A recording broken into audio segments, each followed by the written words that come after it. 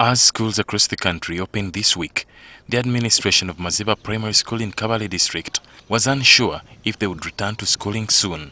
The school lacked the facilities to resume learning due to a shortage of classrooms. Some stakeholders who spoke to NTV earlier this month questioned government's previous promise to reconstruct the school after it was washed away by landslides in May 2020.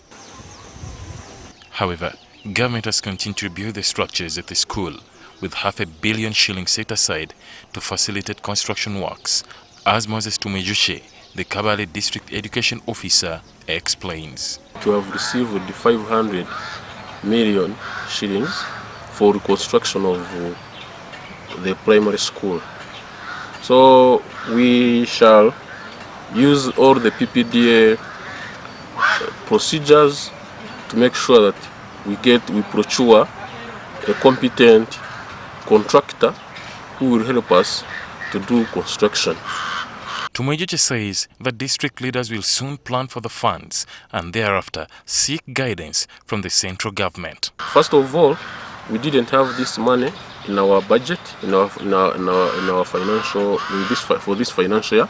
So the district council will first make a supplementary budget, which shall be sent back to the Ministry of Finance for approval, and after approval, shall begin with the process of procurement to look for the contractor. Meanwhile, some pupils are currently sharing the few classrooms that were spared by landslides, while the district education office is devising means to accommodate all the learners. When the school was washed away, there are some other structures that remained. We have there a 4-classroom block, which is housing 4 classes. Then there is also a CC center, which is owned by Kabale PTC. We have also requested them to help us and be used for lessons. So it is now used as a P7 class. Then the foundation body, Maziba Catholic Parish, have also given us some old structures which are also used as classrooms. So, what time frame are authorities considering to finish the reconstruction?